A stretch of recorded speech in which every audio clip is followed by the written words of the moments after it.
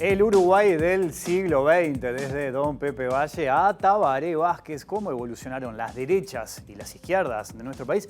¿Qué pasó con la economía, por ejemplo, en el siglo pasado?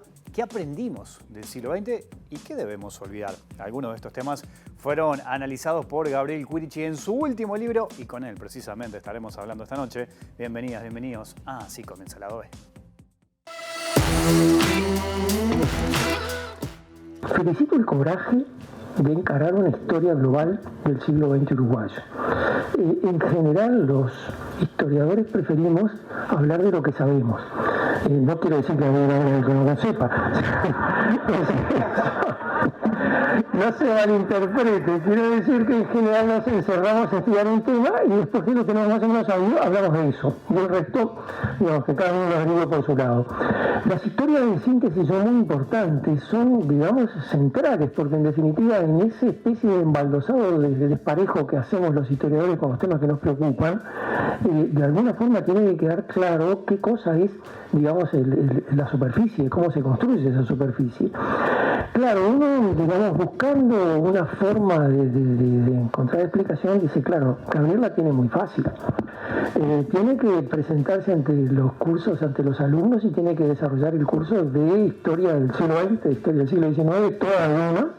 Y cuando le hacen, digamos, cuando uno presenta un tema, tiene que tener a la cabeza a todos los otros para saber qué es lo que va a hacer. Es decir, la historia está toda presente en su cabeza. Bueno, y esta noche aquí en Lado B, en la pantalla de TV Ciudad, precisamente vamos a conversar con Gabriel Quirici. Gabriel, es un gusto recibirte como siempre en Lado B. ¿Cómo andás? Bienvenido. Bueno, gracias por invitarme, un gustazo estar acá. Bueno, la excusa es lindísima. Esto que tengo en mis manos acá, este libro que mencionábamos recién en la introducción, Uruguay siglo XX, una historia colectiva en movimiento de Don Pepe Valle a Tabaré Vázquez, es un trabajo que obviamente recomiendo. Y hoy pensaba, Gabriel, mientras preparaba la entrevista en estos días, que en julio tuviste la gentileza de compartirme un tramo del libro. Me acuerdo que me lo mandaste y lo leí, me parecía una maravilla, te hice una humilde un comentario en ese momento y ya había quedado como prendido de decir, bueno, cuando salga el libro, todo lo que vos ahí en ese momento habías compartido. Es un libro muy interesante, vos sabés que yo soy un apasionado de la historia, he leído mucho. Nosotros tenemos acá en Uruguay grandes historiadores, grandes profesores que han escrito mucho. Y esto era un gran desafío también, meterte con el siglo XX.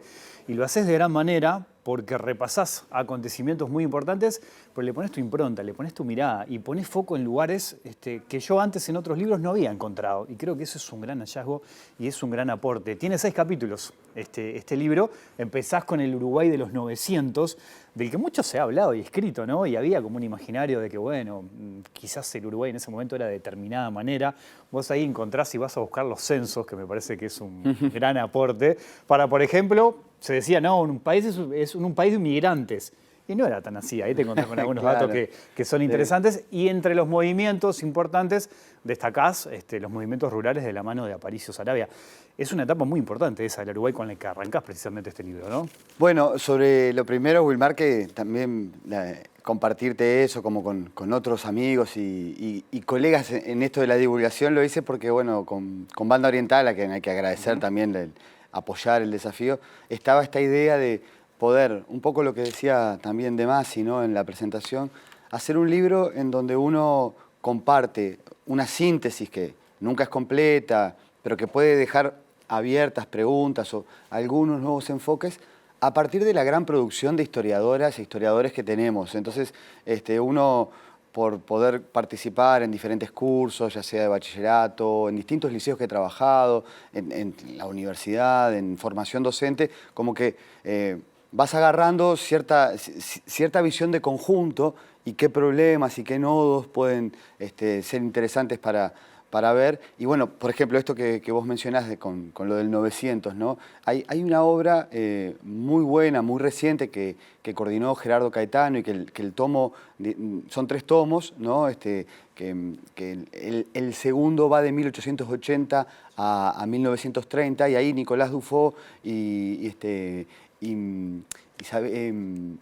Adela Pellegrino tienen un capítulo sobre la demografía, ¿no?, donde trabajan el censo, ¿no?, que yo lo retomo allí del censo de 1908, y claro, te aporta una idea, creo que más multiétnica, también multiterritorial. O sea, el Uruguay del 900, que me parece que es un buen punto de partida para arrancar el siglo, ¿no? Siempre hay matices después que la cronología, una cosa es la cronología, si querés, más cultural, social y política, 1904 por Aparicio Saravia también y por Valle, ¿no? Pero en economía, por ejemplo, hay todo un conjunto de miradas que aportó Ana Frega que dicen la economía del siglo XX empezó en 1890, que después lo podemos conversar, pero el 900 como conjunto muchas veces ha sido narrado como el país de la inmigración atlántica y un país centrado en Montevideo. Y cuando vos ves los datos del censo, en realidad la mayoría de la población del 908, ya avanzada la primera década,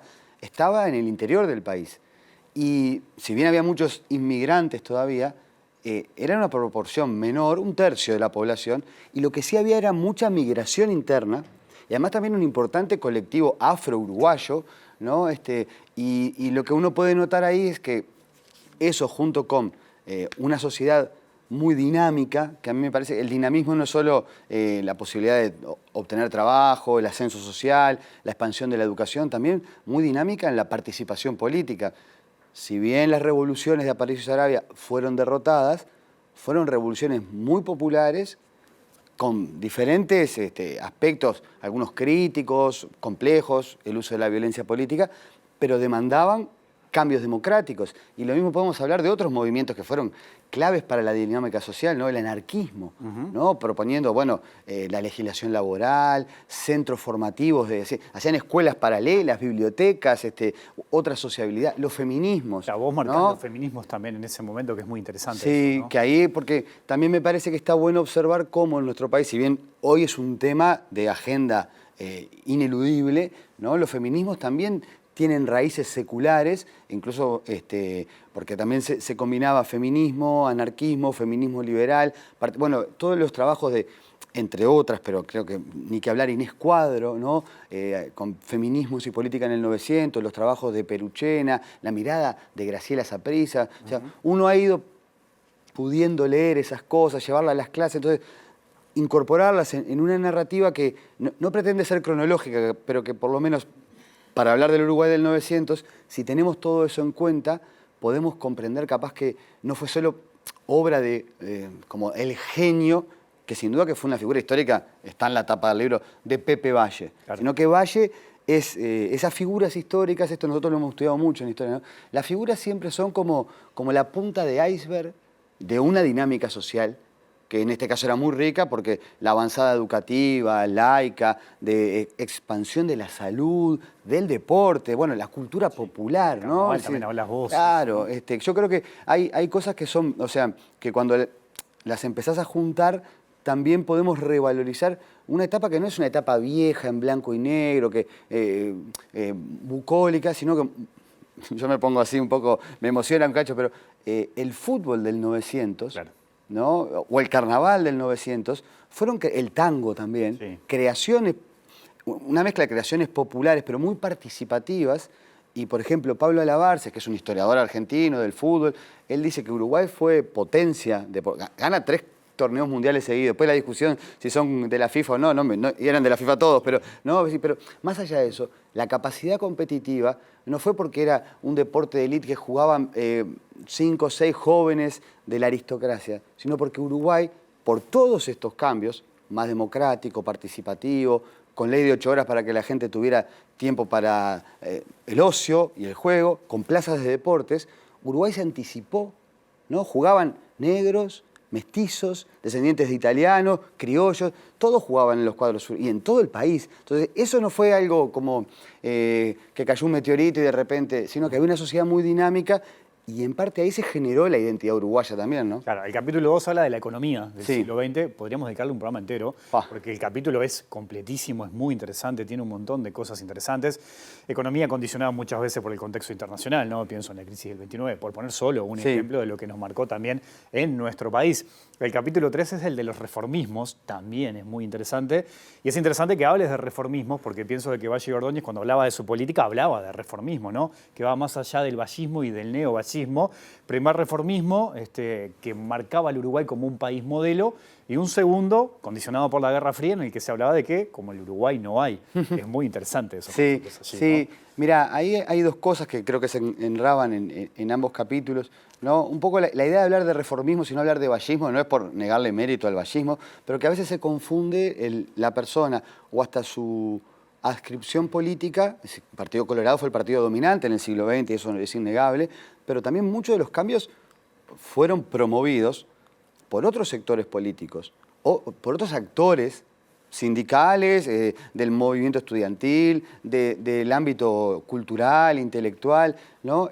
Lo que tiene Uruguay son, en el siglo XX, ¿no?, dos momentos de importantes reformas en un marco democrático que al mismo tiempo mejoran la calidad de vida de la mayoría de la población y creo que nutren un crecimiento económico de por lo menos una década y media, después obviamente con los avatares de la inserción internacional, que es muy compleja, pero que me parece que son momentos de los que aprender sin idealizar, ¿no? Pero es bastante clara que las mejores épocas del país combinaron estas tres cosas, ¿no? O sea, bueno, democracia participativa, plural, con conflictos, ni que hablar, debates, discusiones, pero más participación, porque eso habilita la dinámica social, políticas públicas que también orientaron a que hubiera una distribución, una inversión, no sé, desde invertir en obra pública como el Palacio Legislativo, las facultades o el desarrollo de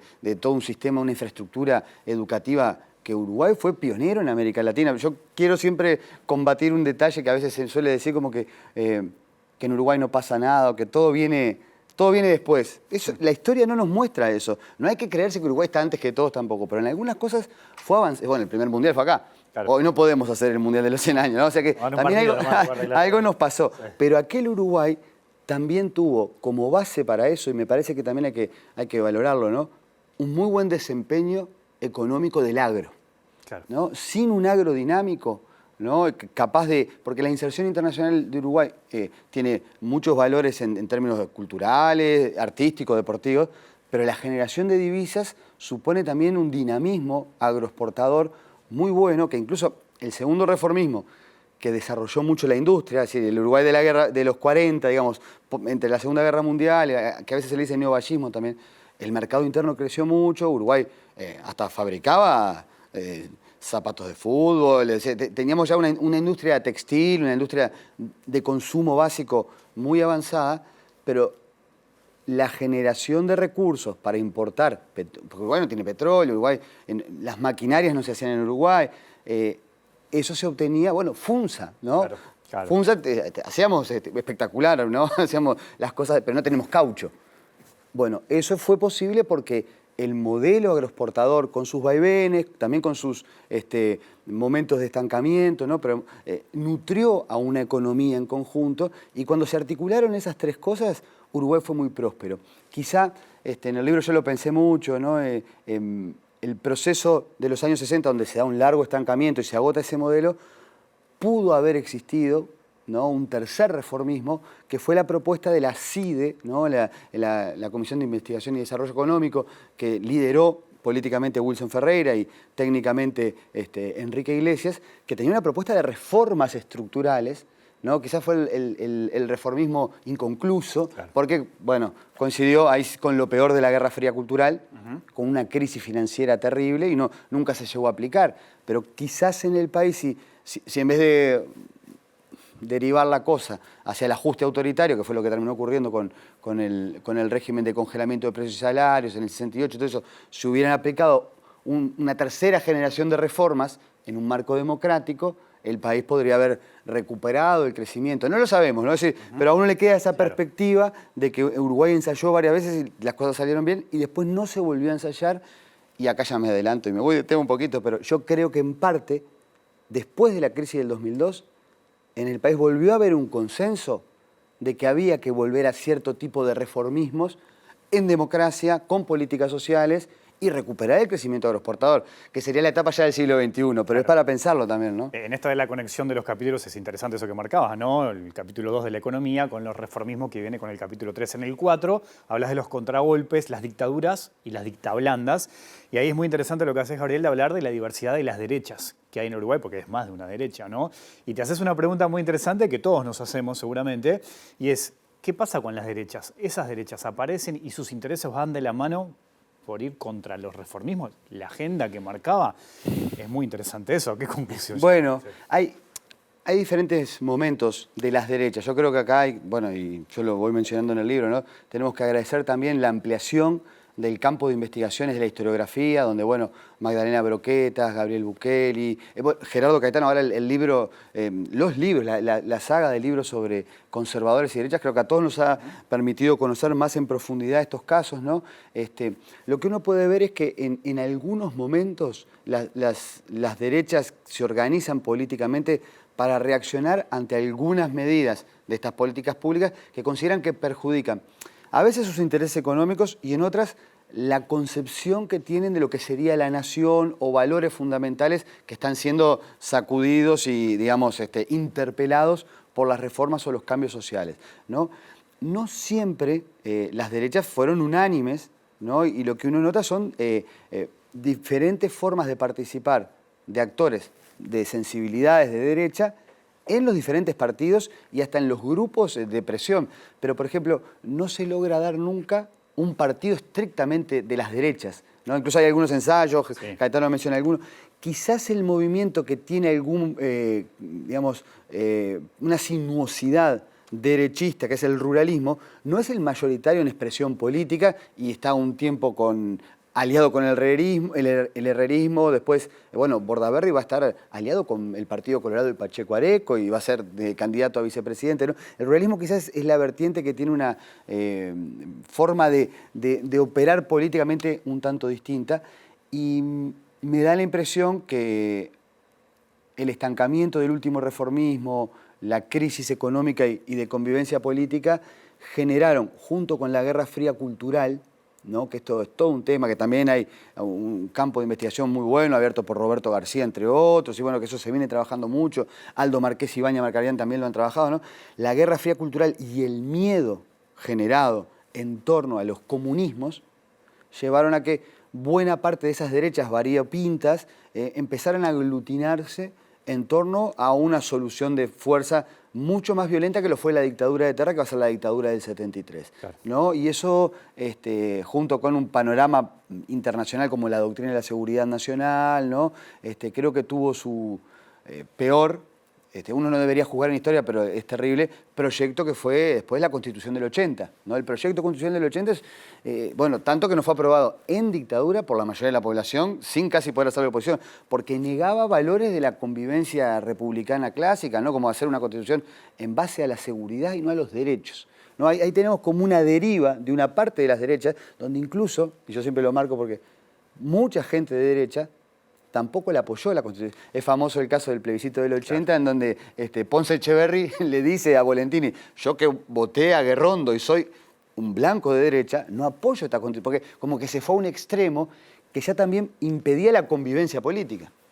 Hay un aspecto interesante en el libro que vos te lo preguntás también con respecto a las derechas, es si las derechas responden a los intereses de las clases dominantes también, ¿no? Claro, bueno, ese es un tema abierto, creo yo. Claro. No tengo una respuesta cerrada a esa pregunta.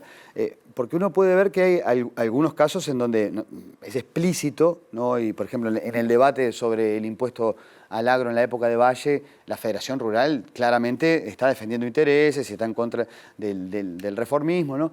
Pero en otros casos, y creo que esto también nos sirve para pensar cosas en la actualidad, vos ves que las derechas tienen una base popular porque defienden valores que están naturalizados en una parte de la sociedad, ¿no? Por ejemplo, yo pienso ahora toda la reacción contra la nueva agenda de derechos, ¿no? Donde no se está defendiendo un interés económico, sino una forma de entender cuáles son los lugares y las jerarquías de las personas, de los géneros, de los vínculos entre ricos y pobres en la sociedad, entre el que labura y el no labura, que son conservadoras, pero que tienen una base popular, ¿no? Y que de repente ante un desencanto frente al sistema político, una mala época económica, la antipolítica abreva en ese conservadurismo popular, ¿no? Diciendo, dan muchos derechos a estos ¿no? Y sin embargo nosotros tendríamos que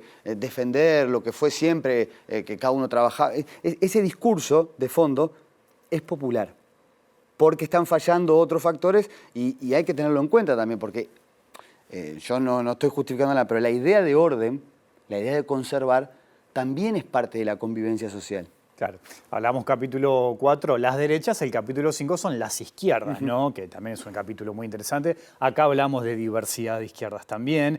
Están las preguntas de cuáles son los intereses, cómo surgen, cuánto condiciona el contexto internacional en esos intereses de las izquierdas. Cabe preguntarse si hay una izquierda en la primera mitad del siglo XX y una distinta en la segunda mitad del siglo XX.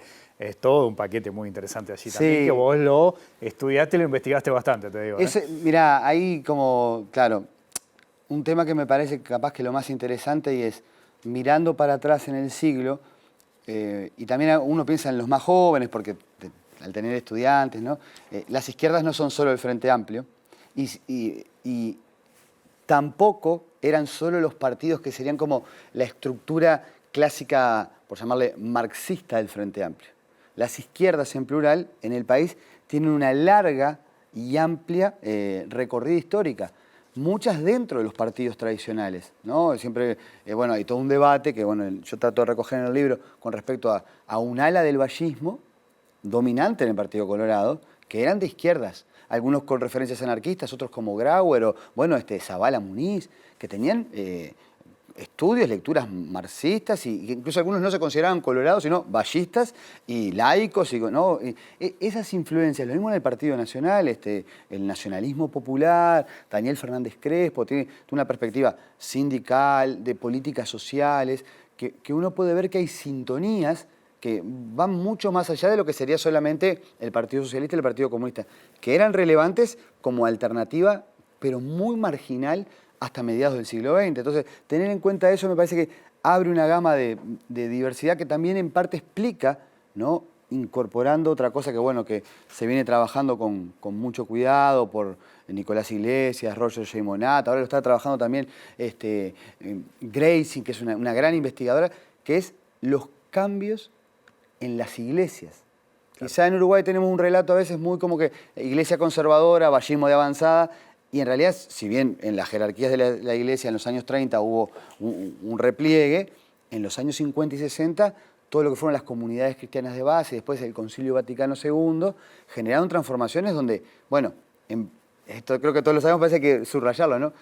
El Frente Amplio se crea con el lema otorgado por el Partido Demócrata Cristiano, una alianza inédita, comunistas, cristianos, vallistas, nacionalistas, anarco-simpatizantes, porque hay toda una deriva, ¿no? De los GAU vinculados con cosas cristianas y después gente del PVP, lo que va a ser el PVP. Son súper ricas las izquierdas, no son solo políticas, tienen militancias sociales, tienen militancias sindicales, ¿no? Tienen también mucha articulación en torno al eje de lo que fue el semanario Marcha. Como espacio tal, yo la parte literaria no la conozco tanto porque no es mi fuerte, pero Quijano, que provenía del nacionalismo, ¿no? Americanista, antiimperialista, Quijano es un articulador de poder reunir posturas diversas y miradas que al mismo tiempo empiezan a discutir y confluir, y bueno, en buena medida incluso el origen del Frente está a través de unos artículos de Brusquera allí. Claro. Entonces me parece que ver esa diversidad es muy interesante y en un proceso muy complejo, porque vos decías lo de una parte en el siglo XX, ¿no? Primera mitad y segunda. También durante mucho tiempo se consideraba que las izquierdas, y sobre todo en la Guerra Fría, eran algo foráneo. Y cuando vos mirás esto, en realidad son tan parte de lo uruguayo, aunque algunas tenían un discurso, como eran minoritarias, muy crítico de las tradiciones. Y en eso, a mí me parece fascinante, hay un artículo de Jaime Jafé, ya un artículo que yo digo que es un clásico. Liber Seregni tuvo la capacidad, cuando crean el Frente, de articular con otros, ¿no? Tomando cosas de Vivian Trías, de Carlos Machado, de la propia Lucía Sale, del equipo de investigadores comunistas, el artiguismo con la izquierda. La manera del Frente Amplio. Entonces, eso me parece que es muy interesante observar el proceso en su larga duración. A lo largo de todo el libro y en todos los capítulos, vos, Gabriel, citás un montón de trabajos y libros interesantísimos que aportan, obviamente, a este trabajo que hiciste. También es muy interesante cuando mostrás y contás la presencia y la postura del Frente Amplio en el 73, tanto en febrero como junio, por ejemplo, ¿no? Sí. Eso es muy interesante allí. Bueno, ese es un tema que, bueno, este año estuvo muy estudiado, Claro. ¿no? Al cumplirse los 50 años del golpe. Y a mí me parecía que estaba bueno, además, por suerte, ¿no? Y yo reitero este agradecimiento, de poder trabajarlo en las clases, por favor, que hay que seguir enseñando historia reciente, porque eso a uno le obliga a prepararlo a lo mejor y seguir viendo producciones de historiadoras, historiadores que analizan, que es un tema muy debatido, ¿no? Es decir, claramente el Frente Amplio y las izquierdas fueron parte de los objetivos, ¿no? a destruir, a eliminar, a perseguir del golpe de Estado y de la dictadura. Pero en la previa, también, bueno, yo tomo otra discusión que me parece importante también, por lo menos conocerla, fue la discusión con respecto a la lucha armada o no, la creación de un frente político o no, y qué ocurrió entre los comunicados 4 y 7 y la clausura del Parlamento en junio del 73, me parece que es importante tratar de, hasta donde yo pude explorar, mostrar las posturas distintas que hubo, ¿no? Sin ponerse a juzgar y decir, porque tampoco hay una razón histórica en la medida que uno puede decir, bueno, a la larga todas las posturas fueron derrotadas porque la dictadura arrasó por el uso de la violencia. Pero sí es cierto que hubo diferentes percepciones sobre qué hacer en un momento, qué hacer en otro, y eso también es interesante, yo creo que para enriquecer debates sin tribunear con esos debates, sino, no sé, los comunistas apoyaron los comunicados 4 y 7. Bueno, está muy bien, los apoyaron, fue un error, etcétera, para muchos, generó disputas, porque sectores sindicales que no eran comunistas vieron como que un partido tan importante en la interna sindical y apoyaba comunicados militares. Pero es cierto que los comunistas durante mucho tiempo habían marcado la idea de frente de masas, de acumulación de fuerzas, y no querían aventurerismo revolucionario, y ahí los comunistas criticaban. Y esto, yo insisto que hay que verlo con cuidado, pero no caer no es que uno tenía razón y otro no, sino como también la coyuntura muchas veces fue superando hasta las propias estrategias que tenían en común, y bueno, superó no solo a las izquierdas, porque también no tener una alianza con Wilson Ferreira. Hoy lo ves y está. En el Parlamento habían llegado a hacer un acuerdo y nombrar el Frente Amplio y por la Patria a Héctor Gutiérrez Ruiz como presidente, pero ya fue en el 72. Muchas de las cosas que llevaban al golpe ya venían caminando de antes. Claro. Nos queda el último capítulo, el 6, recuperación democrática, sí. Y me gustó mucho el concepto que manejás. ¿Qué aprendimos? ¿Qué debemos olvidar del siglo XX? Hacemos una pausa y hablamos de eso. Dale. Ya sigue el lado B aquí en la pantalla de TV Ciudad.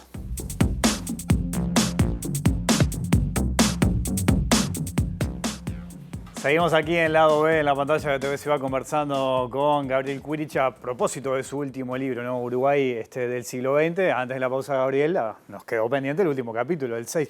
Aclaración, ¿no? Sí. Estamos picando muy por arriba cada uno de los capítulos, se pueden imaginar. Con tiempos televisivos. Con tiempos televisivos. La idea es que si ustedes vayan a comprar el libro y lo puedan leer porque es interesantísimo todo lo que hay allí. En el último capítulo, bueno, es la recuperación democrática del 85 hasta 2004. Y vos hablás eso que mencionaba recién, ese concepto interesante de qué aprendimos del siglo XX y qué debemos olvidar, ¿no? A modo de bueno, titular, a ver. Yo no me animo a decir que debemos olvidar porque es más complejo. Claro. Porque aparte la memoria a largo plazo y corto plazo es compleja. Yo tengo una impresión, estas son cosas exploratorias, pero que por una parte la recuperación democrática fue producto de legados que algunos, yo no sé llamarle memoria inconsciente, pero en Uruguay se fue consolidando durante todo el siglo XX una tradición republicana, participativa, en diversidad, con ideas de políticas sociales, que el Estado tiene que tener cierto rol de apoyo, pero también dejando espacio a los colectivos y a las iniciativas privadas. No sé, Uruguay un Estado no es una... Lejos de los discursos no propagandísticos, tiene un rol, pero a su vez tienen rol las organizaciones sociales, los clubes, los sindicatos, la música. El Uruguay del 83, ¿no? que pelea por la recuperación democrática, no es solo los partidos políticos tienen un rol fundamental, pero es la gente en las calles, es el canto popular, fue Canciones para el no dormir la siesta, y una generación nueva, que ahora se están, ¿no? cumpliendo ya 40 años, pero la generación del 83, de jóvenes que quieren recuperar esa democracia, pero que además tiene algo que para mí es muy interesante, que va a plantear retomar viejos temas, ¿no? Como su generación. los feminismos, la cuestión de, digamos, la legalización de las drogas, posturas mucho más participativas, ¿no? Otro entramado de la música popular. Todo eso surge en los 80 también, ¿no? Y eso me parece re interesante porque habla de una conexión intergeneracional, a veces que parece que perdemos de vista. Por supuesto que al mismo tiempo la recuperación democrática supuso algo de restaurar a los que estaban antes de que viniera la dictadura, ¿no? La restauración de, bueno, PIT-CNT creo que es el ejemplo más clásico, ¿no? El PIT fue el que armó, otra vez el movimiento sindical, ¿no? El primer acto público en contra de la dictadura, pero cuando vuelve la democracia recupera el viejo nombre y es PIT-CNT. Esa doble condición me parece muy interesante. ¿Qué pasa? La democracia no colmó, como es imposible que lo colme, ¿no? Todas las expectativas, sobre todo en dos áreas. Una fue la económica. Uruguay no logra una recuperación. La dictadura dejó, este es otro aprendizaje, ¿no? La dictadura dejó muy mal la economía del país, muy mal, endeudada, ¿no? Y fue muy recuperar la inflación que había. Bueno, el primer gobierno de Sanguinetti tiene muchos problemas económicos y además el problema de los derechos humanos, que había una expectativa muy grande. También recordemos, Argentina 85, juicio a las juntas, y en Uruguay todo ese proceso más complejo, que hay que analizarlo con cuidado, es la ley de caducidad. Pero pese a toda esa convivencia renovada y compleja, cuando viene la crisis del 2002, yo creo que ahí hay un punto muy interesante para seguir pensando, ¿no? Y es que con señales muy, muy graves, bueno, esto lo hemos vivido, ¿no? La crisis del 2002, siendo más jóvenes, pero también nuestros mayores lo vivieron, ¿no? De emigración, el desempleo más alto, lo que pasó en Argentina, que siempre es referente, ¿no? El que se vayan todos. En Uruguay primó por diferentes factores, ¿no? Y no hay que ir a cada detallecito, sino cuando uno mira la historia en su conjunto, una búsqueda de salvar la institucionalidad, hasta en el presidente Valle, en la oposición, en militantes sindicales como Juanjo Ramos, en el movimiento social, en la izquierda que era la oposición y ¿no? Y hasta una cosa que para mí es sintomática de elementos a mirar con cuidado y es, a veces las disputas no son solo partidos políticos, también son disputas simbólicas entre diferentes agrupaciones, podríamos decir entre el campo y la ciudad, que en Uruguay es un debate muy viejo. Claro. Bueno, Hugo Manini, arrocero, fundador de la JUP, Juventud Uruguaya de Pie, que fue el movimiento juvenil de derechas en contra del marxismo internacional en los 60, 70, fines de los 60, haciendo un acuerdo, la Federación Rural y él, con el PIT-CNT para hacer una concertación por el crecimiento, porque el agro estaba fundido, las empresas también, el país estaba quebrado, ¿no? Y esa perspectiva de no volar todos los puentes simbólicos, ideológicos, o sea, en Uruguay hubo como una primacía de tratar de encontrar puntos de conexión, más allá de provenir, ¿no? Cada uno de sus diferentes territorios, lugares simbólicos de identificación con respecto a la política, y eso creo que para todos fue un gran aprendizaje, y es más, el símbolo yo creo que es la elección, yo a ese capítulo le puse la batalla que ganó la economía, perdón, la batalla que ganó la política en el primer capítulo, porque en realidad se conecta, ¿no? Con el capítulo de economía. La elección de Achugarri como ministro para salir de la crisis es bien sintomática de ese Uruguay que uno puede decir, no hay un promedio del Uruguay, pero Achugarri es un político clásico, vallista, liberal, pero de diálogo. Jorge Valle lo elige cuando algunos le habían dicho que tenía que dar un estado de sitio, o bueno, otros habían sugerido su renuncia, en altas esferas, no a nivel popular. Y los sindicatos ayudaron, la oposición fue paciente y construyó un plan de emergencia, hasta quizá, yo a veces digo, no es una idea solo mía, los orígenes del triunfo del Frente Amplio y de quizá el tercer reformismo estuvieron en cómo se procesó, salvando la democracia y la participación de todos, la salida de la crisis del 2002. Bueno, en el cierre se puede conseguir en todas las librerías este libro, este trabajo, Gabriel. Sí, por suerte ha tenido buena repercusión. En la Feria del Libro fue muy cariñoso, también emotiva la presentación y bueno, lo está distribuyendo Banda en todos, así que... Un gran trabajo, yo te felicito. Gracias, es Wilmar. un gran trabajo, es un gran aporte, lo recomiendo para que la gente vaya, lo compre, lo lea. Está muy bien escrito, además. Hay muy buenas fotos. Hay lindas fotos. Hicimos además un trabajo ahí con el CDF y también claro. algunas fotos de Aurelio, ¿no? Que tratando de acompañar con un par de ilustraciones por capítulo, ¿no? Cosas, por ejemplo, dijimos una muy linda de Casabó cuando se funda. Es muy buena esa. Porque esa foto te muestra que en realidad Montevideo no solo se pobló por el puerto. Casabó es atrás del cerro para toda la gente que venía del interior. Claro. es un gran aporte de la sociedad. Gracias por este trabajo. No, gracias a vos. Felicitaciones. Y bueno, la seguimos en línea de 3. Hay cosas deportivas acá también. Seguro, seguro. Tenemos que hablar de, porque, bueno, otro aprendizaje con estos cierres, pues el proceso de selección del maestro Tavares Ahí está. toma mucho de lo que fue digamos, la democratización organizada y actualizada. Uruguay lo que no puede es perder el tren con el mundo para ser competitivo. La seguimos en línea. La seguimos. Gracias, Gabriel. Nos vamos, volvemos mañana después de las 20 horas. Que pasen bien, chao.